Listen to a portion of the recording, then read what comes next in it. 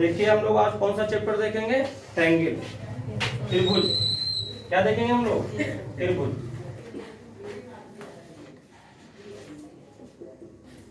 ध्यान से देखिए, आज कौन सा चैप्टर देखेंगे हम लोग?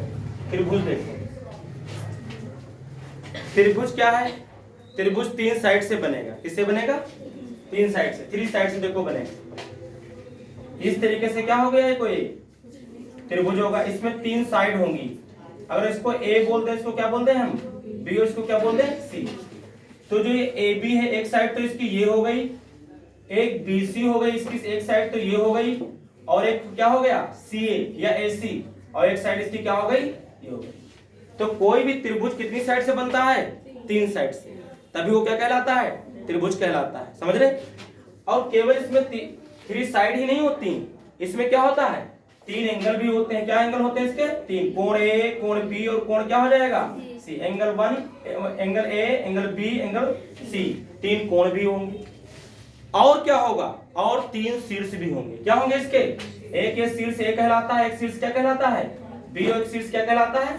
सी कहलाता है। इसका मतलब है त्रिभुज में तीन बातें होंगी, तीन कोण चाहिए, है ना, और तीन भुजाएं चाहिए, और तीन के शीर्ष होते हैं। तो इसे बेसिक चीज तुमको हम बता रहे हैं, ठीक है। अब इसमें सबसे मेन चीज चैप्टर में क्या पढ़ना है आपको? सर्वांग समता। क्या पढ़ना है आपको? कॉन्ग्रुएंट्स पढ़ना है। क्या पढ़ना है? कौन कौन से ट्रायंगल कॉन्ग्रुएंट्स होते हैं, कौन से त्रिभुज सर्वांगसम होते हैं। सर्वांगसम का मतलब क्या है? सर्वांगसम का मतलब है डबल रूल। सर्वांगसम का मतलब क्या है? Double rule. डबल रूल समझते हैं ना, पिक्चर्स वगैरह में देखा होगा, सेम सेम लोग होते हैं। अगर कोई ये ट्रायंगल है, मान लीजिए ये, मान लीजिए कोई ट्रायंगल है, ठीक है। इसी तरीके से कोई एक और इतने ट्रायंगल हम बड़ा बना दें, जिसमें ये साइड इस साइड के इक्वल हो जाए, ए साइड इस साइड के इक्वल हो जाए, और ये साइड इस साइड के इक्वल हो जाए, और इसके सारे कोण भी आपस में बराबर रहें, तो हम कहते हैं कि ये त्रिभुज कैसे हैं? सर्वांगसम है। इनके सारे अंग बराबर होने चाहिए, साइड्स भी, एंगल्स भी। अगर सारे अंग इनके बराबर है तो उसी को हम क्या बोलते हैं? सर्वांगसम। सर्वांगसम का मतलब उसके सारे अंग सेम। नहीं बात समझ में आई? सर्वांगसम का मतलब क्या है? सारी साइड्स, सारे एंगल्स आपस में क्या होना चाहिए? इक्वल होंगे, तो वो कहलाएगा क्या है? ये सर्वांगसम। सर्वांगसम का मतलब समझ रहे हैं? Double rule. डबल रूल होना चाहिए। अगर जो देखिए, अगर हम कहते हैं कि एक ट्रायंगल ये है, इसे बनाते मान लीजिए, और ये एक ट्रायंगल है, इनकी शक्ल तो एक जैसी है, लेकिन ये सर्वांगसम नहीं है। शक्ल एक जैसी होना और सर्वांगसम का मतलब होना अलग अलग चीजें हैं। सर्वांगसम का मतलब उसके सारे अंग भी बराबर होना चाहिए। केवल शक्ल तो एक जैसी दिखेगी, लेकिन क्या इसकी साइड ये वाली साइड के बराबर है? नहीं है। क्या इसकी ये साइड इस साइड के क्या है? बराबर है? नहीं है। अगर ये अंग नहीं बराबर है तो ये सर्वांगसम नहीं है। ये सर्वांगसम नहीं है। सर्वांगसम तभी होंगे जब सारे अंग भी क्या होंगे? बराबर होंगे। आप 9th में पढ़ेंगे इस क्लास में सर्वांगसमता, कॉन्ग्रुएंट पढ़ेंगे, डबल रूल पढ़ रहे हैं। लेकिन हाई स्कूल में जब आएंगे तो वहां सर्वांगसम ना पढ़ के हम पढ़ते हैं समरूप। क्या पढ़ते हैं? समरूप पढ़ते हैं। समरूप में क्या होगा? उसमें शक्लें तो एक जैसी दिखेंगी। समरूप का मतलब है केवल समरूप, मतलब रूप उनका क्या होना चाहिए? सेम। तो रूप तो उनका सेम दिखेगा, लेकिन अंग उनके को जरूरी नहीं है कि बराबर हो। अंग उनके बराबर नहीं होंगे। लेकिन यहाँ क्या होगा? यहाँ आपके सर्वांगसम में क्या होगा? सारे अंग भी क्या होंगे? आपस में बराबर होंगे, तभी वो क्या कहलाएगा? सर्वांगसम कहलाएगा। अब सर्वांगसम प्रूफ करने के लिए क्या किया जाएगा कि पता चले कि आपको ये साइड इक्वल दिखाइए, ये साइड इक्वल दिखाइए, ये साइड इक्वल दिखाइए, ये एंगल इस एंगल के इस एंगल के इस एंगल के इस एंगल के सारे एंगल आपस में दिखाइए। तो ये सब इतना दिखाने के लिए नहीं रखा गया। आपको इतनी चीजें सर्वांगसम प्रूफ करने के लिए दिखाने की जरूरत नहीं है। आपको कुछ बातें दी हुई हैं, वो चीज अगर आप प्रूफ कर देते हैं कि ये चीज इसकी ये चीज आपस में बराबर, तो क्या हो जाएंगे? सर्वांगसम हो जाएंगे। देखिए वो चीज कौन सी है। तो आपको तीन बातें याद रखनी है। आपको क्या करना है, 3 बातें याद रखनी है। एक तो क्या याद रखना है, अगर किसी एंगल की मान लो ए बी सी, अगर हम कहते हैं इसकी ये साइड एक और अच्छा बना लेते हैं, देखिए इस तरीके से हम कहते हैं ये पी क्यू और ये क्या है आर, इसकी ये साइड इस साइड के अगर हम इक्वल प्रूफ कर दें और इसकी ये साइड इस साइड के इक्वल प्रूफ कर दें और इसका ये एंगल आपस में क्या प्रूफ कर दें, बराबर इक्वल, तो आपके ये दोनों त्रिभुज क्या कहलाएंगे, सर्वांगसम कहलाएंगे। और सर्वांगसम का जो साइन होता है, जो डिनोटिंग चिन्ह होता है, जिससे हम बोलते हैं तो 2 लाइन खींचेंगे और इसके ऊपर एक कीड़ा बना देंगे। क्या बना देंगे, इसके ऊपर एक कीड़ा, समझ रहे। अब इस तरीके से क्या कहलाएगा कि ये त्रिभुज इस त्रिभुज के क्या है, सर्वांगसम। सारी बातें ना प्रूफ करके क्या प्रूफ करेंगे कि इसकी ये साइड इक्वल, यानी 2 साइड और उनके बीच का एंगल अगर वो बराबर हो जाता है तो त्रिभुज में, तो दोनों त्रिभुज क्या हो जाएंगे, कॉन्ग्रुएंट हो जाएंगे, सर्वांगसम हो जाएंगे, समझ रहे। तो इस तरीके से तुम दिखा सकते हो। इसमें क्या हुआ, ये कोण इस कोण के बराबर हो जाएगा, ये साइड इस साइड के बराबर हो जाएगी और ये साइड इस साइड के बराबर हो जाएगी, तो दोनों त्रिभुज क्या हो जाएंगे, सर्वांगसम हो जाएंगे। इसी को हम बोलते हैं साइड एंगल, और क्या बोलते हैं, साइड एंगल साइड। ये कसौटी हो जाएगी आपकी, ये एक सर्वांगसम प्रूव करने की कसौटी हो जाती है।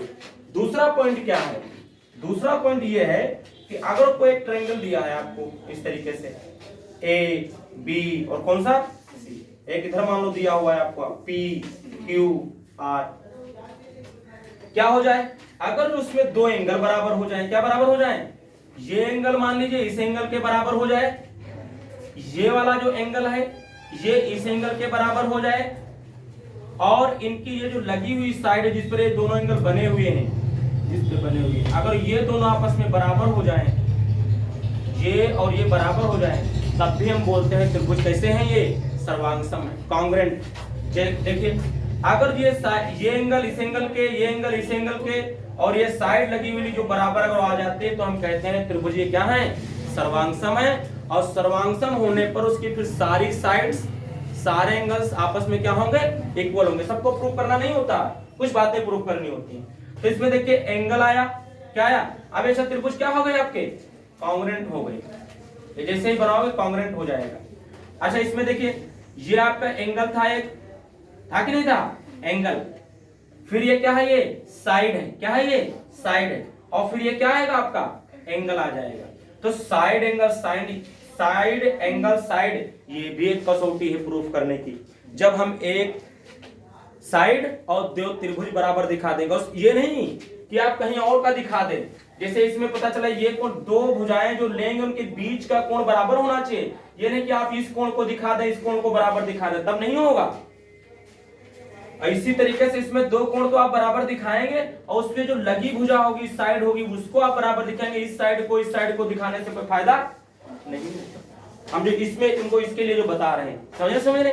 तो आपका इस तरीके से एंगल साइड एंगल से इसका क्या हो जाता है, आ जाता है, ठीक। उसके बाद क्या होता है, तीसरा नंबर क्या होता है, तीसरा नंबर आपको ये याद रखना है कि अगर कोई ट्रायंगल 2 दिए हुए हैं इस तरीके से A B C P Q R, कोई एंगल 2 बराबर हो जाए, कोई एंगल क्या हो जाए, 2 बराबर हो जाए एंगल इस तरीके से, मान लीजिए इसके 2 एंगल बराबर हो गए और इसकी एक कोई साइड बराबर हो जाए, क्या हो जाए, इसकी कोई एक साइड बराबर हो जाए, तो भी हम कहते हैं क्या है, ये कॉन्ग्रुएंट, तब भी हम कहते हैं क्या ये सर्वांगसम है दोनों। अगर 2 एंगल यानी ए एंगल और कोई इसकी एक साइड अगर बराबर कर देंगे, ये साइड बराबर होगी तो ये आ जाएगा, लेकिन अगर कोई और भी हो जाएगी, साइड इक्वल हो जाएंगी, तो हम कहते हैं एंगल साइड से त्रिभुज क्या हो जाएंगे, कॉन्ग्रुएंट हो जाएंगे, सर्वांगसम हो जाएंगे। तो आपको पहले 3 चीजों को क्या करना है, देखना है। हालांकि अगर आपका साइड अगर तीनों साइड भी आ जाए बराबर, इसकी साइड इसकी साइड, इसकी साइड इसकी साइड, इसकी साइड इसकी साइड, अगर तीनों साइडें आपस में बराबर हो जाएंगी तब भी वो क्या कहलाएंगे, कॉन्ग्रुएंट कहलाएंगे। जब तीनों साइड बराबर तब भी हो जाएंगे, लेकिन आप इसको याद रखिए, समझ रहे। तो इस तरीके से इनकी हेल्प से हम प्रूफ किया करेंगे कि कौन से त्रिभुज सर्वांगसम है और कौन से त्रिभुज सर्वांगसम नहीं है। ठीक है, आइए देखते हैं।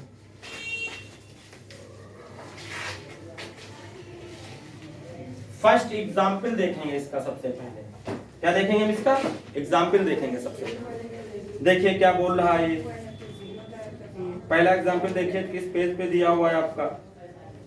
ये देखिए दिया है एनसीईआरटी में, ये हम आपको एनसीईआरटी पढ़ा रहे हैं, इसमें 137 पेज नंबर पे उदाहरण नंबर फर्स्ट देखिए दिया हुआ है। एग्जाम्पल नंबर कौन सा दिया हमको? फर्स्ट। एक पेज नंबर कितने का है? 137। कितने का? कह रहा है आकृत 7.8 में एक इसका स्ट्रक्चर बना हुआ है, एक फिगर बना हुआ है। देखो बना देते हैं इसको पहले हम, फिर आपको बताते हैं। ये देखिए कुछ इस तरीके से बना हुआ है।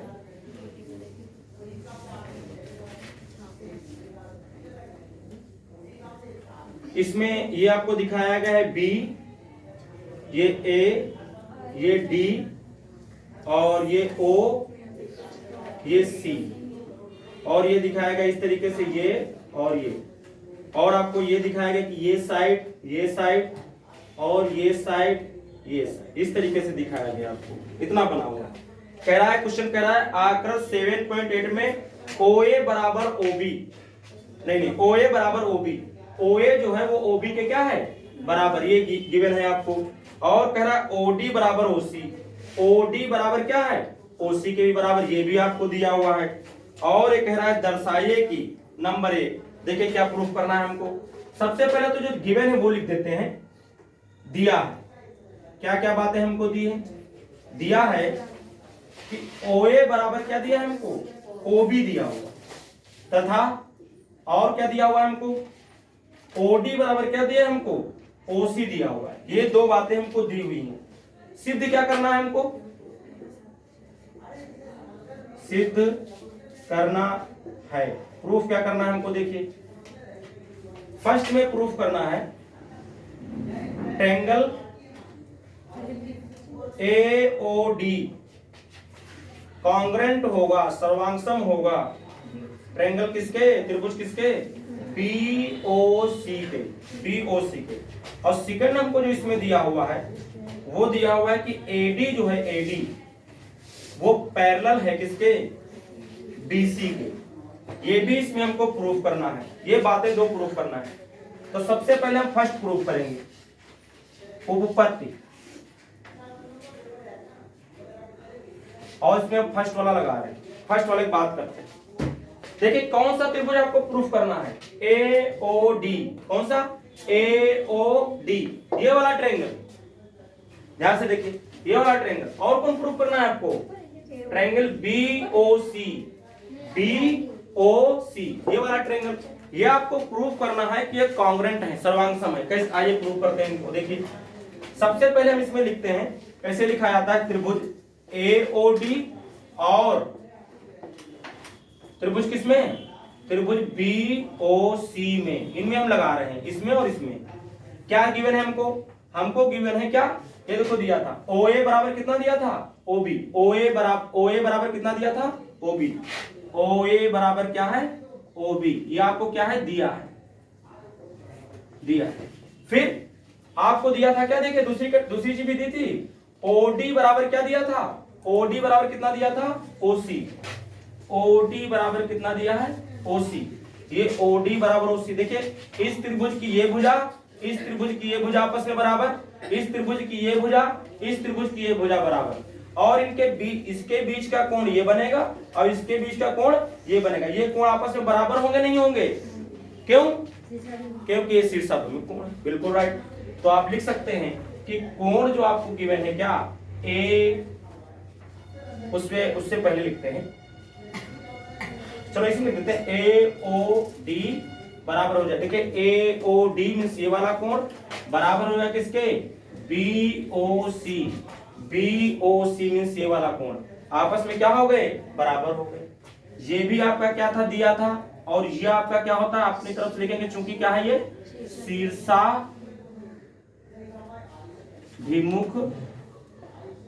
कोण है। शीर्षाभिमुख कोण है। ज्यादा नीचे चले गए क्या? शीर्षाभिमुख क्या है, कोण है। देखिए तो आप देख सकते हैं कि यहां हम लिख सकते हैं कि ये दो साइड इक्वल हो गए, उनके बीच का क्या बराबर हो गया, कोण। तो आप लिख सकते हैं साइड, इसलिए साइड एंगल और किससे, साइड से। या आप ऐसे लिख सकते हैं कि त्रिभुज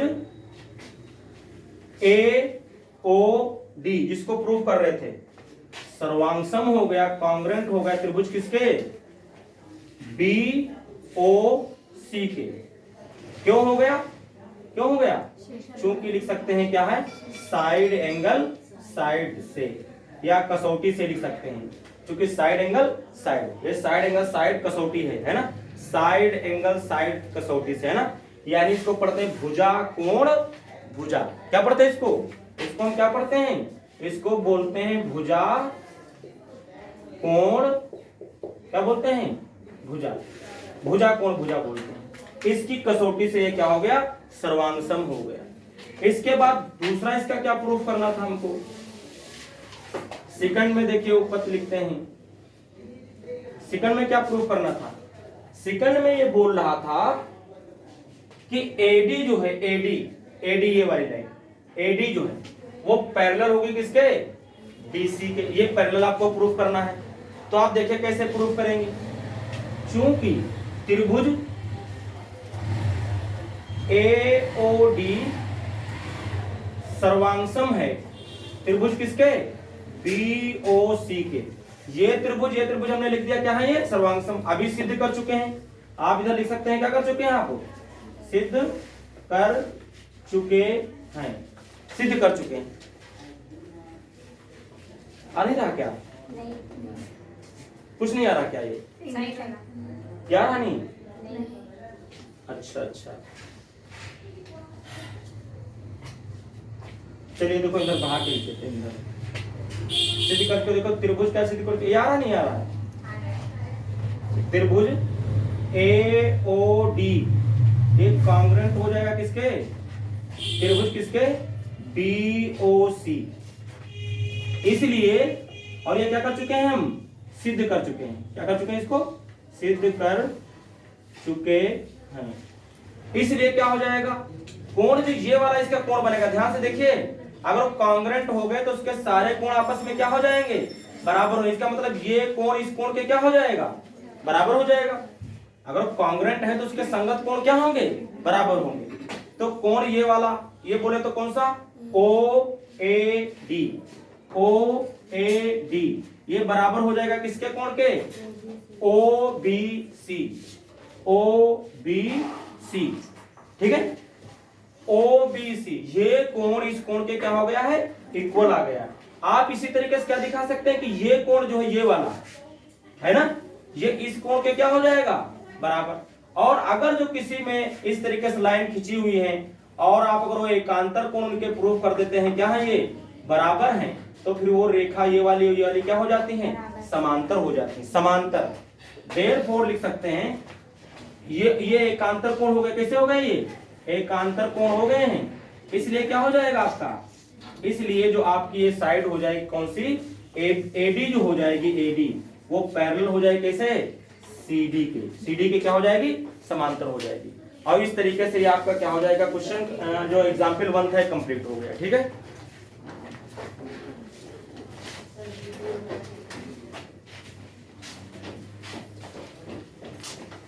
तो इसके बाद नेक्स्ट क्वेश्चन देखिए,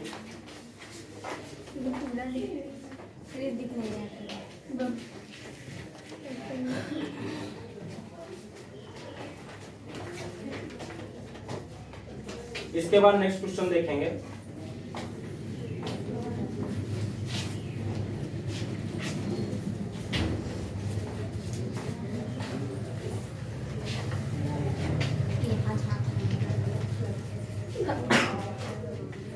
देखिए एग्जाम्पल नंबर कौन सा देखेंगे हम लोग, 2 नंबर देखेंगे।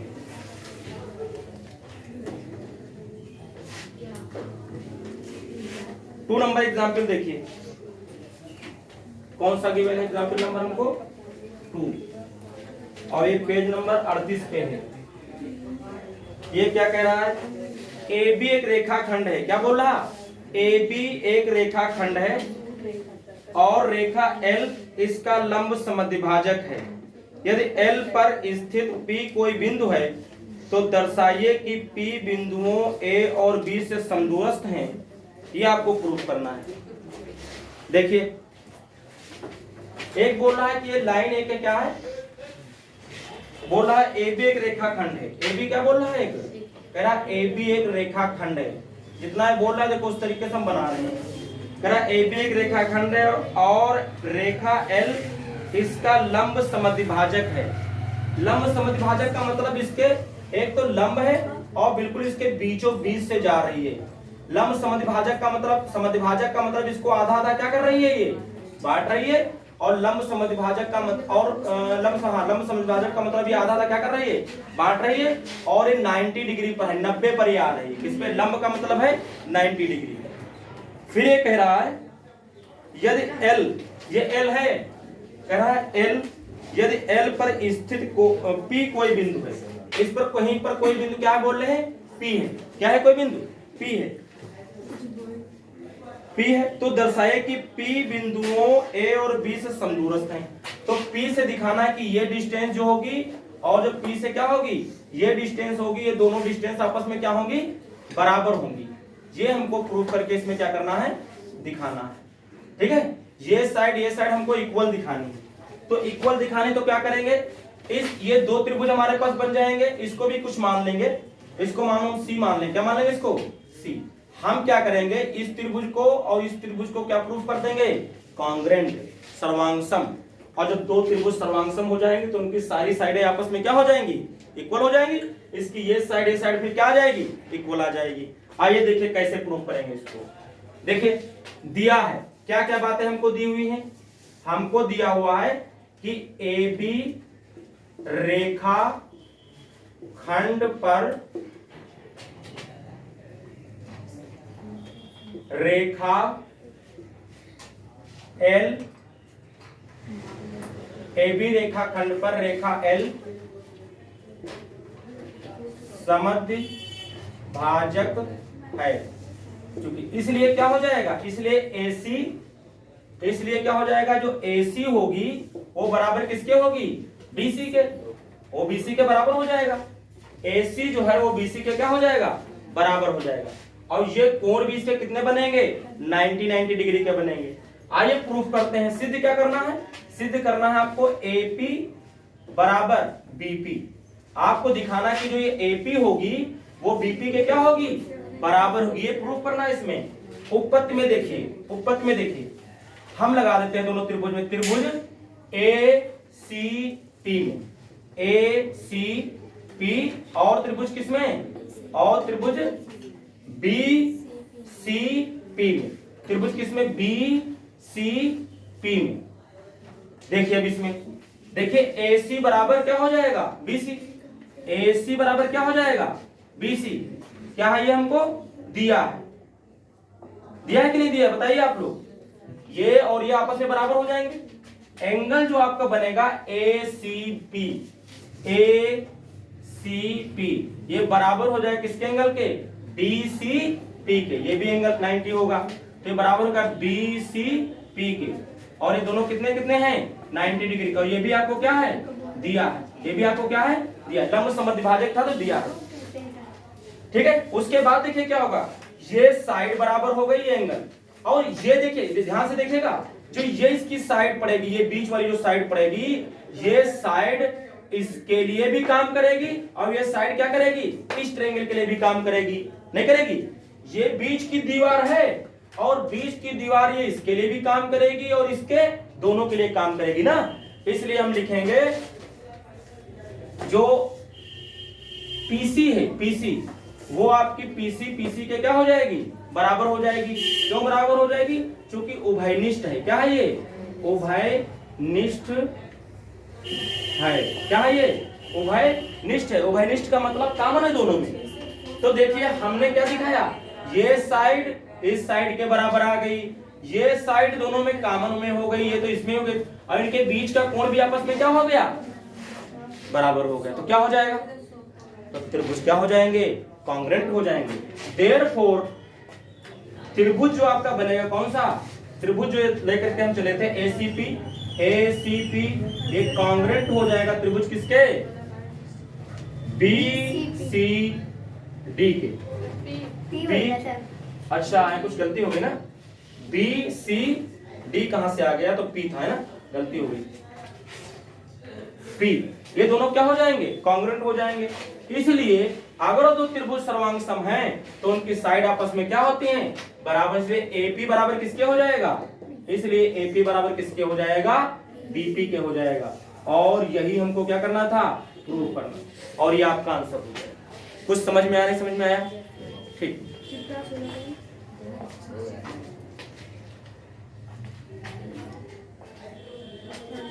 आप चाहें तो इसका स्क्रीनशॉट ले सकते हैं और उसके बाद भी इसको नोट कर सकते हैं। नेक्स्ट क्वेश्चन देखेंगे।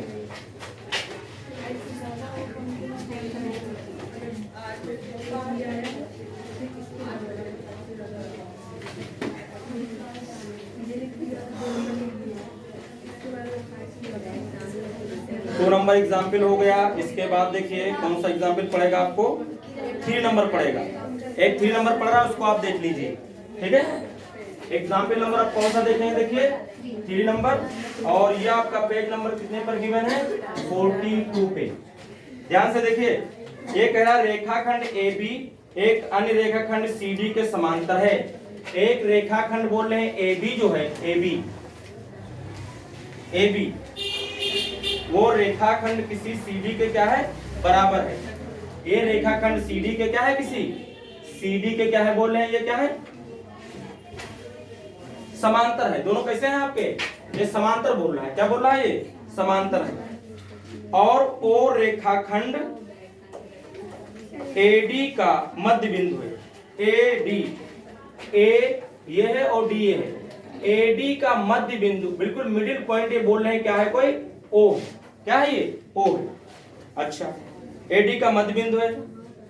देखिए आकृति, अच्छा इसमें बना कर दिया है इन्होंने फिगर, और फिर इसको क्या किया गया है, इस तरीके से भी क्या कर दिया गया, इसको मिला दिया गया इस तरीके से, ठीक है। ये हमने इसे बना दिया, इसमें फिगर वो इस तरीके से बना था। देखिए इसकी ये साइड आपस में, ये नहीं, ये साइड और ये साइड क्या दी है, इसकी इक्वल दी है हमको। ये साइड क्या दी हमको, इसकी इक्वल दी हुई है, ठीक। और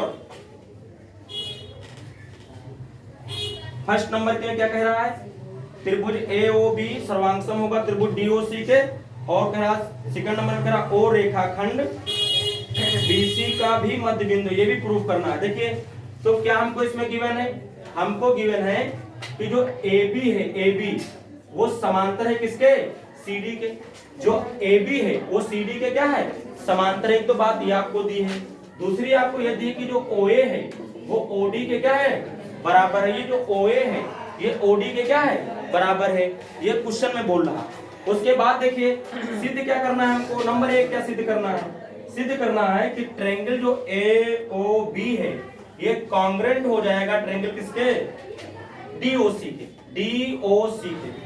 और फिर ये बोला है सेकंड नंबर में प्रूफ करना है आपको कि O रेखाखंड BC का भी मध्य बिंदु है। O रेखाखंड